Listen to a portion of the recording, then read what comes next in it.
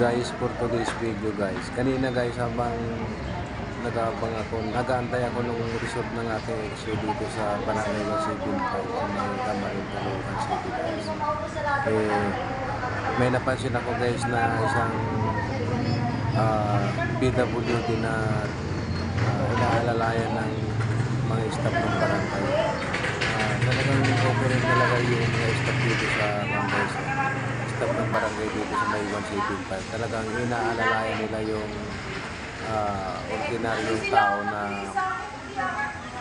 kanilang nakita. Wala na daw yata mga pantitay, wala na mga kamag-anak.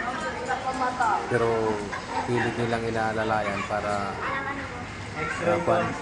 para mabigyan nila ng pansamantalang lunas yung mama.